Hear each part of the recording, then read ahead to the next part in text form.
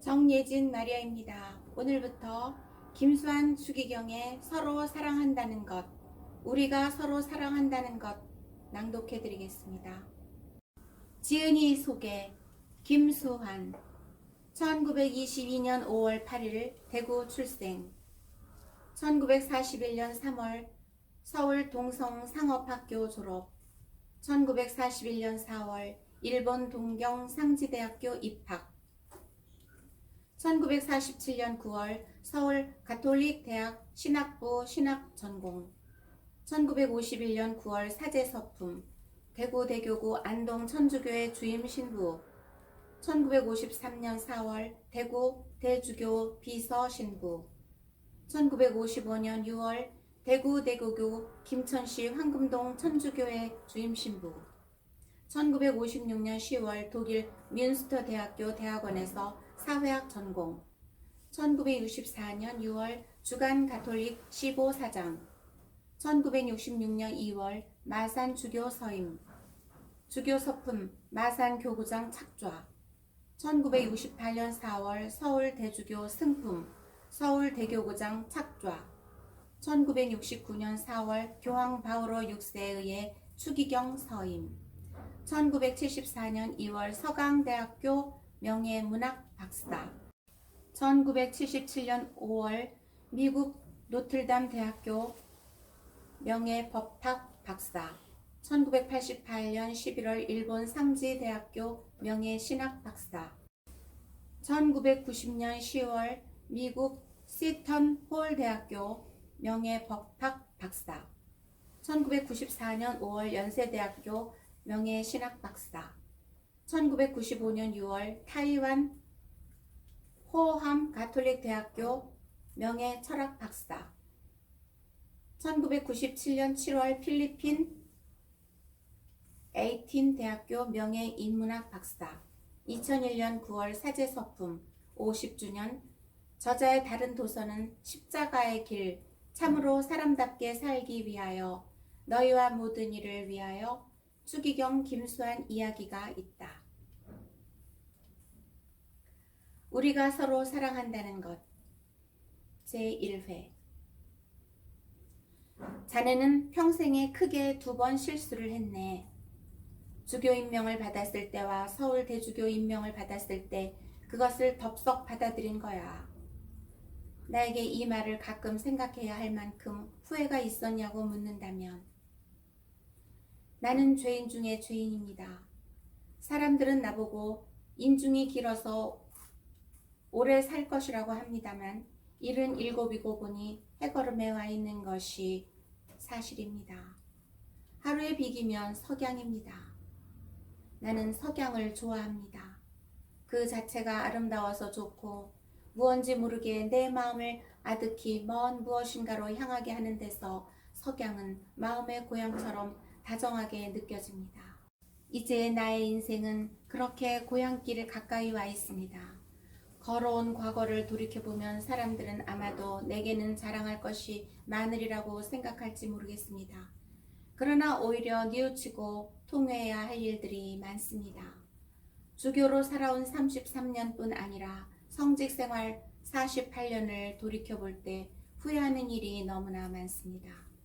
그렇다고 다시 물릴 수도 없는 일입니다. 나는 사도 베드로가 주님을 3번씩이나 배반하고 나서 순환하시는 주님과 눈이 마주쳤을 때 주님이 시몬아, 너는 나를 죽기까지 따르겠다고 장담하지만 너는 오늘 새벽 닭이 울기 전에 나를 3번씩이나 배반하리라고 하신 말씀이 떠오르면서 주님을 배반한 것이 너무 후회스러워 통전하게 울었다는 것을 생각하게 됩니다. 나도 주님을 거스른 죄를 참으로 그렇게 울 수 있다면 얼마나 좋으랴 라고 생각해 본 일이 자주 있었습니다. 성령 쇄신 기도회에서는 다른 은사보다도 눈물의 은사를 주십사 하고 기도한 일도 있었습니다. 그래서 그 은사를 조금 받은 것 같지만 아직 내 마음은 돌처럼 굳어 있습니다. 언젠가 어느 신부님이 강론에서 사도 바오로가 교회를 위해서 당신의 모든 것을 바치고 일치를 위해 투쟁한 것, 사람들의 회개를 위해 눈물을 흘린 것, 주님을 위해 박해를 받고 온갖 고통을 참아받은 것, 순교자 정신으로 산 것 등을 말씀하였을 때 나는 나 자신이 너무나 부족하였다는 것을 마음속으로 고백하지 않을 수 없었습니다. 특히 나는 이미 피를 부어서 희생제물이 될 준비를 갖추었습니다. 내가 세상을 떠날 때가 왔습니다.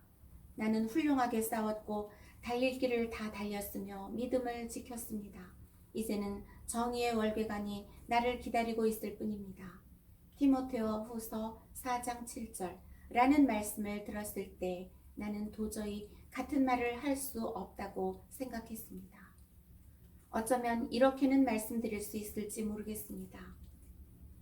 저는 저의 힘으로는 도저히 할 수 없사오나 우리 교회를 위해 또 우리나라를 위해 통일을 위해 희생의 제물이 될 수만 있다면, 즉 제가 희생이 되어서 통일이 되고 우리 결회가 주님의 구원의 은총을 입고 우리 교회가 복음화된다면 저를 바칠 마음의 뜻이 있습니다. 그러나 막상 그런 고통을 당하면 마음이 흔들릴지 모르오니 제가 끝까지 항구하도록 주님이 잡아주십시오. 부끄럽지만 나는 인생과 사제 생활을 통틀어 보속해야 할 일이 산적해 있는 것 같이 느껴집니다. 사도 바오로가 어떤 의미로 당신 자신을 나는 죄인들 중에 죄인이라고 했는지 모르지만 이 말씀은 나에게는 그대로 맞는 말입니다. 10여 년 전 강남 성모병원에 입원하고 계셨던 고 장병화 주교님에게 문병 갔을 때였습니다. 말씀을 못하시는 상태였으나 문병을 드리는 나에게 손가락으로 하늘을 가리켰습니다. 그것은 아마도 내 병은 너무 중하여 이제 나는 세상을 더 살 수 없고 죽어 천당에 가야 해 라는 뜻이었을 것입니다. 내게는 하늘을 가리키며 이젠 천국에 갈 것이라고 하시는 그 모습이 참으로 인상적이었습니다. 동시에 내가 만일 이렇게 중병을 앓고 죽음을 맞이하였을 때 주교님처럼 죽음을 순순히 받아들이고 하늘을 가리키며 천국을 바라볼 수 있겠는가 라는 생각을 하였습니다. 솔직히 그럴 자신이 없습니다. 죽음을 받아들이며 천국을 가리킬 수 있는 것은 오직 하느님의 뜻인 자기 자신을 온전히 내맡기고 살아온 사람, 사도 바오로처럼 훌륭하게 싸웠고 달릴 길을 다 달렸으며 믿음을 지켰다고 자부하면서 정의의 월궤관을 기다리는 사람만이 할 수 있는 자세입니다. 나는 가끔 평화를 위해 일하였는가를 생각해 봅니다. 되돌아보면 별로 한 것이 없습니다. 평화를 위해서 일한다는 것은 사랑한다는 것입니다. 모든 사랑의 일은 평화를 위한 것입니다. 아시시의 프란시스코의 평화를 위한 기도에서 보듯이 미움이 있는 곳에 사랑을, 다툼이 있는 곳에 용서를, 분열이 있는 곳에 일치를, 슬픔이 있는 곳에 기쁨을, 어둠이 있는 곳에 빛을 가져오는 자 되게 하소서는 평화의 일이요 곧 사랑의 일입니다. 우리나라에는 경제 발전에도 불구하고 굶주리고 헐벗고 병들고 고독한 사람들이 있습니다. 그런데 나는 이들의 존재를 평소 의식하지 못하고 있습니다. 그들이 같은 하늘 아래 같은 공기를 마시며 살고 우리와 같은 핏줄을 나는 사람들인데도 그 존재를 평소에는 의식조차 않고 있습니다. 더욱이 그들의 불행, 고통에 아픔을 느끼지 않습니다. 성서를 보면 그리스도는 그들과 일체화되어 있는데도 말입니다. 왜 그렇습니까? 나는 사제입니다. 사제 중에서도 지위로 보아서 가장 그리스도적이어야 합니다. 그런데 그리스도와 같은 마음은 아니더라도 비슷한 마음쯤은 되어야 할 텐데 그렇지 못한 것은 웬일일까 하고 생각해 봤습니다. 서울대교구장으로 있을 때 가끔 이런 생각을 하였습니다. 나의 위치가 너무나 이 사람들과 멀다. 혹시 의무감이나 체면상 또는 우연한 기회나 공식 스케줄에 의해서 이런 사람들을 대하는 때가 간혹 있어도 결국은 너무 멀다고 말입니다. 물론 내가 좀 더 노력하면 이 거리를 좁힐 수도 있었을 것입니다. 그러나 주교 또는 추기경 하면 한 단체의 장이요 불가피하다 할지라도 이것은 제도의 문제이기도 합니다. 다음으로 나는 세상을 살아가는 고달픔을 이해하지 못합니다. 아주 기초적인 의식주 해결을 하기 위한 고통, 자녀들을 기르고 교육시키는 데서 오는 부모님들의 고통을 모릅니다. 이것도 제도에서 오는 문제, 즉 독신 생활을 하다 보니 일반 사람들의 생활고를 모르는 것이 아닌가도 생각해 본 일이 있었습니다. 하지만 독신 생활은 사람들에게 오히려 더 봉사할 수 있는 가장 좋은 것이 아닙니까? 그것은 진리와 정의와 사랑의 하느님 나라를 위해 있는 것입니다.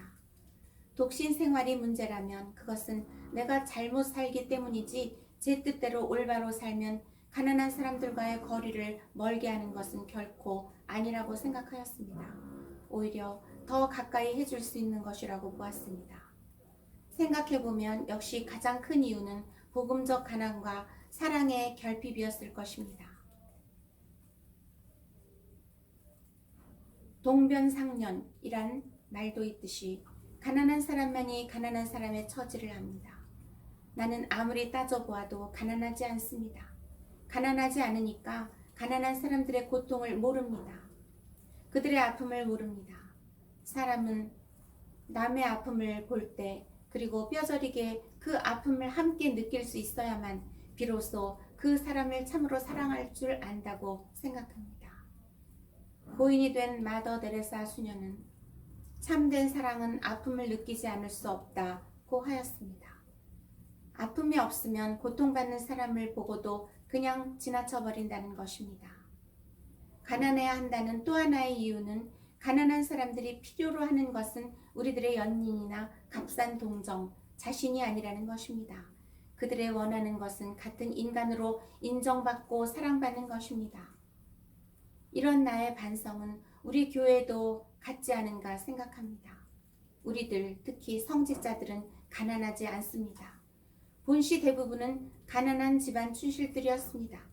그러나 사제가 된 이후에 가난을 차차 잊게 되었습니다. 가난하지 않은 데서 그들 속에 들어가 있지 않으니 가난한 사람들의 처지를 모르고 그들의 고통에 대하여 아픔을 느끼지 못합니다. 아픔이 없으니 사랑도 없습니다. 결국 우리는 그들의 존재와 고통을 머리로는 인식하지만 마음속으로는 그들을 받아들일 자리가 없는 것입니다.